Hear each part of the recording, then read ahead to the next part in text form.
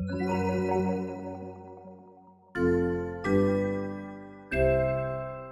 everybody, welcome to the first VINI video podcast. I'm Lee Cade, and we have, of course, Gary Larsonaire, our CEO, and Becky Brown, our COO.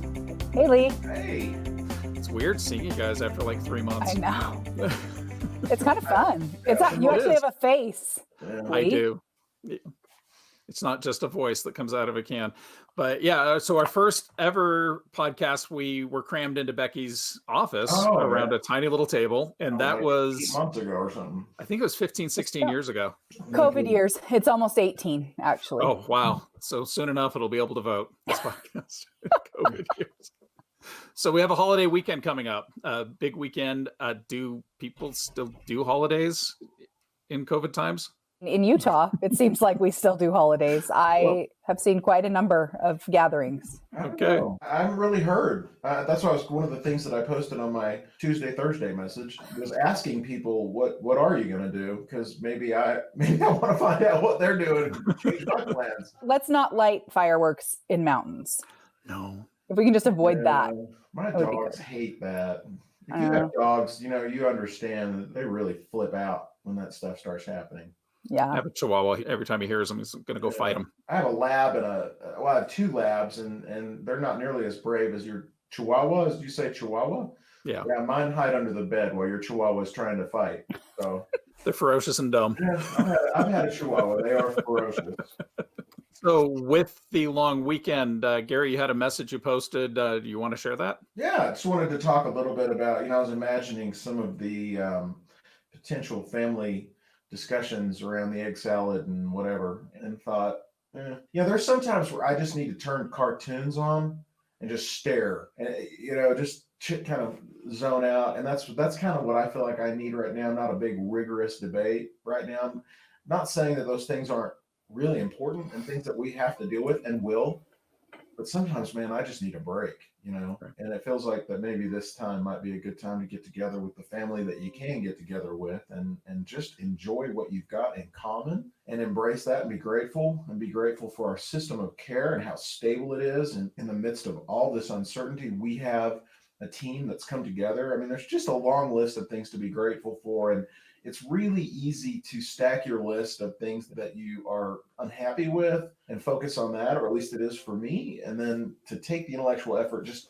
force yourself to say, all right, I'm going to take an actual inventory of everything I'm grateful for. And it really helps me out to genuinely do it. Not just post it on Facebook, not just wear a t-shirt that says be grateful or whatever, but to actually sit down and do the hard personal work necessary to really do an inventory. And I just think now is probably a good time to do that. But Say you manage to get together with the family that you've got, that you can get together safely using your social distancing, hopefully masked up, because I don't know if your family's like mine, but I don't know where my dad's been. If he comes to visit, we're definitely masking up. So what do you do in a situation like that if you've got your family together and the conversations get political or they get unpleasant? You're the big brains here. Walk me through this. go ahead, Becky, take this one.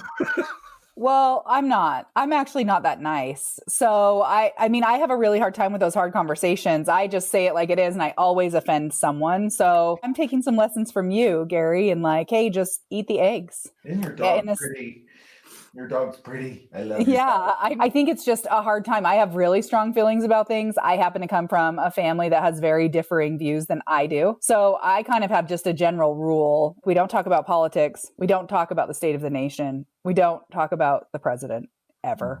We just try to avoid those things to enjoy our time together. But also, to be fair, I mean, I haven't really spent a considerable amount of time with my family in months because my dad is compromised immune system and they have no boundaries. So if I try and bring my kids with masks, they're hugging on them. I'm like, we're never doing this again until we have a vaccine because you are stressing me out. It is incredibly difficult for me to change. I absolutely adore our neighbors. We live on a little road and it's just our 3 homes, and seeing them and just waving, we approached each other and my neighbor reaches, he's an older guy, reached out to shake my hand, and before I knew it, I just immediately, my hand went out. I didn't even, and then I'm shaking his hand and I'm thinking, what are you doing? And then he wants to talk and visit, and I'm going, your wife. All you're thinking about is that you need sanitizer. Well, right how bad am now. I going to feel if I'm some kind of a carrier but then do you just swat his hand away? I mean, there's a lot of social things to figure out. Yeah. And you don't want to just be rude when you're trying to be thoughtful. It presents a lot of issues for us, doesn't it? Yeah, it does. We had somebody come into our house the other day to measure our countertops or whatever, and Mary went over and shook their hand, and I'm running out of the kitchen with the sanitizer and I'm spraying it on both of them. Like, please, you already don't have a mask on. I'd rather you be out of my house. But it's a very bizarre place to try to figure out how to have boundaries and how to be kind. We have a mandate here in Salt Lake County that masks are required in enclosed situations. So if you're at a store, if you're in one of the Valley properties, you need to be wearing a mask. It's just a requirement. How do you go about gently nudging people in that direction? Because there are people who are just flat out refusing to do it. Well, is that part of our social contract? Nicole went out to a store yesterday. The difference between being on site at Valley is that it's enforceable because we will send you home. That's it. So it's enforceable. A lot of stores, they're struggling with, I need the customer. Sales are already down 50%. This person looks like they're going to buy something. Am I going to confront them about their lack of mask and lose the sale? This is a tough time. And I think we've got to recognize that it's not an easy time. And I'm afraid that some people feel like that there are sort of the intellectual elite of the country that are looking down on others and saying, get it together and do your part, and not necessarily saying, this is hard.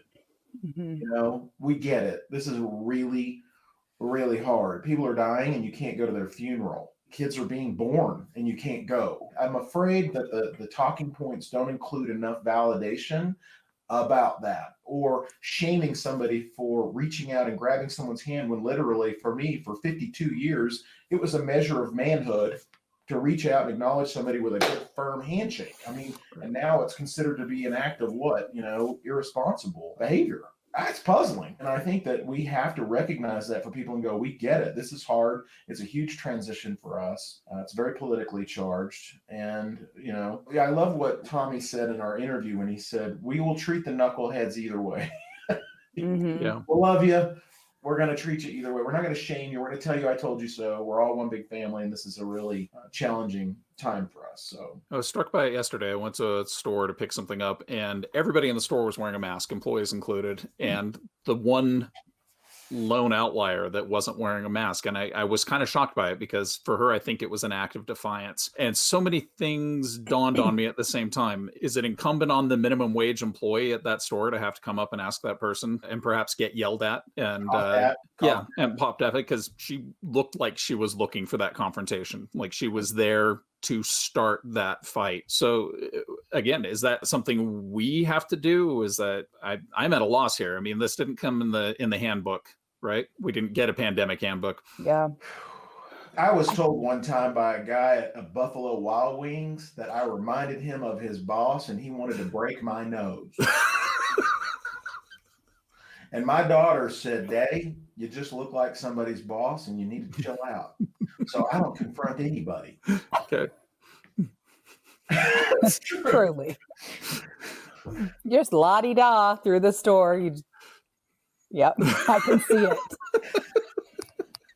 Meanwhile, back at the ranch, I've got smoke coming out of my ears and my eyes. My daughter's like, Mom, that's not your kid. It's not your family. You don't need to say anything. Just we have our masks on. I become the guy who's a meme, and then it's all over the place. I'm some kind of meme, and I don't want that.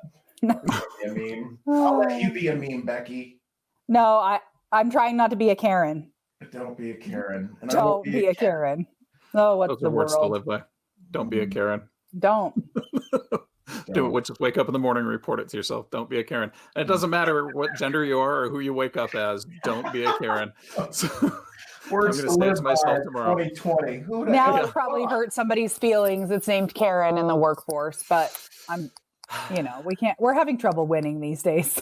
Do we need to have a literal Karen Appreciation Day, not a metaphorical Karen Appreciation Day? Do we have any people named Karen who work for Valley that we need to send an apology basket to? Probably. Okay. Yes. Oh, yeah. I'll get on that. There was a wave of commercials that came out, and for some reason, the character that nobody liked, they're like, well, Gary. And I'm like, then of course my daughters see it and they're like, Gary, every time, and I'm like, that sticks. I really feel some compassion for anybody named Karen out there who's having to hear all this, have to go by their middle name from now on, maybe.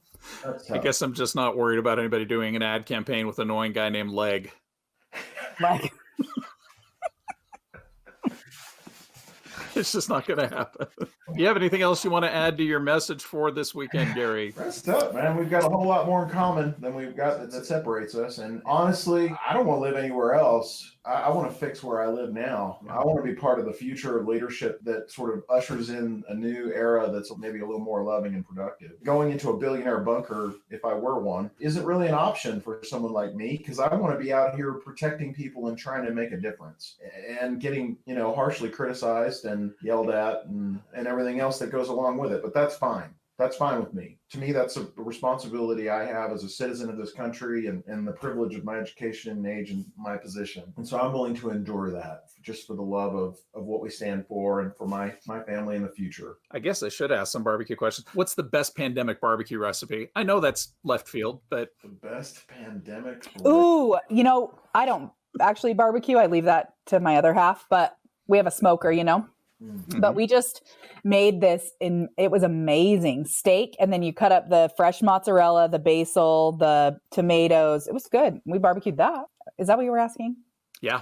It was great. Gary, you're from Texas. You got to represent here. Yeah, Gary, you smoke stuff. I see the smoker running in your pictures. Well, we have a Traeger now because I used to buy wood and burn it and cook in the smoker, but unfortunately, my allergies and my asthma as I got older prohibited me from being able to do that. So the brisket wasn't worth 5 days of bedridden sneezing and coughing and hacking. So we used the Traeger, and the Traeger gets the same thing done. Actually, it's a lot easier.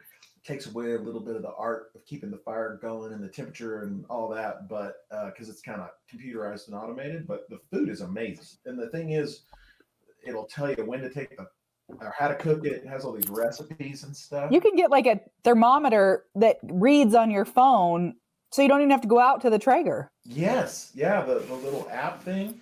And you know what we do, what I like to do, and don't tell anybody from Texas this, is I'll smoke a brisket, pretty good sized brisket, and we'll smoke it for 9, 10, 11 hours, something like that sometimes. While you're sleeping? Just slow and low heat in, just a real moderate, just kind of, and then in aluminum foil and open it up and allow it to get some of that smoke.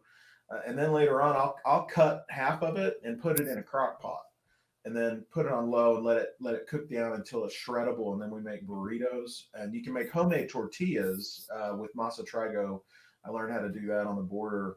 It's not that hard, and they're amazing. All right, that's actually we're going to do that, Gary. I'm sorry to throw this at you. I want to actually record you making tortillas. Okay. We're gonna put it on Valley Fit, and because people need to learn how to make their own tortillas. And I can do my best impression of that Muppet Chef. Honestly, if there's nothing else that will come from this awesome podcast, it's getting to know Gary. I mean, because Gary's pretty funny. Like, I don't think always people think like, oh, your CEO is very funny. Gary is very funny. Well, if that means I'm going to get tortillas from the Swedish chef, that's I'm all in. Oh, is he Swedish? I didn't even know. The Swedish chef. Yeah, he's amazing.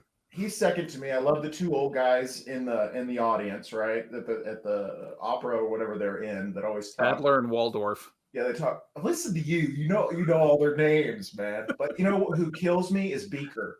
Beaker is my absolute favorite Muppet character. Oh, they're all amazing. I mean, the fact that it's just felt, somebody's got their hand in felt, and that has personality, right? So, yeah, Beaker. In fact, we need a Beaker like stuffed animal for the lab. Oh, that'd be cute. Yeah. We'll just make it show up, and then we'll know whether or not they listen to the podcast by whether they're surprised by it. Well, Gary, Becky, thanks so much for joining us on this first video VINI podcast. Thanks, Lee. It's exciting. Yeah. So yes, we'll do this again soon, but I'll make sure that I have my good hair on. Okay. Thanks. Take care. See ya. Have a terrific week, y'all. You too.